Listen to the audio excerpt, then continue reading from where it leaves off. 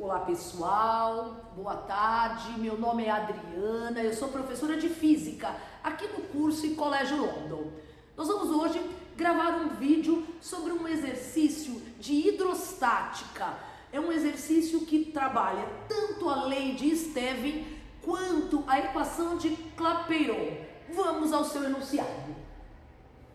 Unesp 2025. A figura representa um termômetro a gás, constituído por um balão com gás ideal, conectado a um sistema de vasos comunicantes, que contém mercúrio. Para aferir a temperatura de um determinado líquido colocado em um recipiente, o balão com 0,25 mol de gás, então já vou tirar essa informação, o número de mols, 0,25 mol de gás, foi mergulhado nesse líquido até que o equilíbrio térmico entre o gás e o líquido fosse atingido, estabilizando o desnível entre as colunas de mercúrio em 152 milímetros, conforme a figura. Então vejam, tem uma coluna de 152 milímetros acima do nível onde ele começou a preencher o tubo com o gás. Considere que nessa medição as capacidades térmicas do balão e dos vasos comunicantes sejam desprezíveis, sabendo que na situação de equilíbrio o volume ocupado pelo gás é 6 vezes 10 a menos 3 metros cúbicos, que a pressão atmosférica no local do experimento era de 10 a quinta pascais ou 760 milímetros de mercúrio, considerando o valor de 8 joule vezes mol por Kelvin como a constante universal, 8 joule mol vezes Kelvin, ele pede, qual é a temperatura final deste gás? Afinal, qual é a temperatura? Então, nós estamos buscando a temperatura final do gás. Bem, veja só, nós temos volume, nós temos número de mols, nós temos constante e nós queremos a temperatura. Nada mais justo do que usarmos a equação de Clapeyron. Então, vamos lá, enunciando. Pressão vezes volume, número de mols, constante universal, temperatura. Bem, tá tudo bacana para mim. Eu quero a temperatura.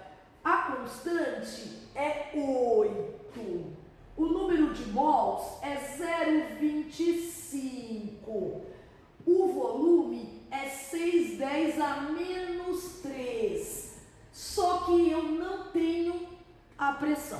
Então, eu preciso primeiro descrever, ou melhor, descobrir qual é a pressão exercida sobre esse gás. Bem, se eu visualizar o meu desenho bem bacana, você observa que o mercúrio está em um tubo aberto. E é este mercúrio que pressiona esse gás. Então, qual é esta pressão? A pressão vai ser a pressão atmosférica mais a pressão de uma coluna de mercúrio de 152 milímetros. A pressão total, então, pelo teorema de Stevin, a pressão total é igual à pressão atmosférica mais a pressão da coluna de líquido.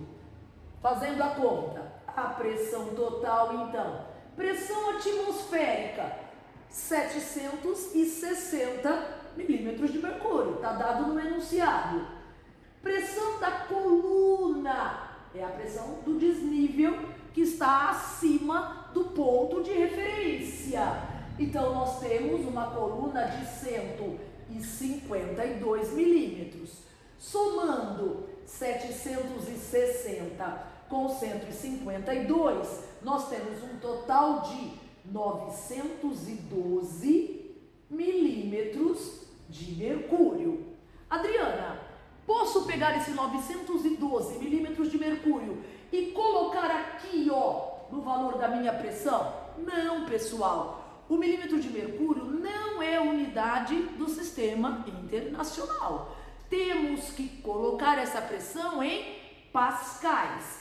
Como fazer isto? Através de uma regra de 3. Ele te deu a correspondência. Ele diz, olha, 760 milímetros de mercúrio equivale a 10 a quinta pascais. Eu tenho uma pressão total de 912 milímetros de mercúrio, que vai equivaler então a X pascais. Multiplicando em cruz, 760x, 912 vezes 10 a quinta. O 760 desce dividindo. Então, X é 912 10 a quinta dividido por 760. 912 dividido por 760 é 1,2. Então, 1,2 10 a quinta pascais. Descobri a pressão. Volto para lá. Feito isso, venho aqui então, no lugar da pressão, 1,2 10 a quinta. Agora, apenas organizar a conta. Lembrando, né? Número vezes número, 1,2 vezes 6, 7,2. 10 a quinta vezes 10 a menos 3, 10 ao quadrado. 0,25 vezes 8 é 1/4 de 8, que é 2 vezes T. Esse 2 desce dividindo. Então, 7,2 10 ao quadrado dividido por 2 é a minha temperatura. 7,2 vezes 10 ao quadrado é 720. E 720 dividido por 2 é 360 Kelvin. O que nos deu uma alternativa D. E este foi o nosso exercício de lei de Stevin da Unesp 2025. Um beijo grande, curso e Colégio London, professora Adriana.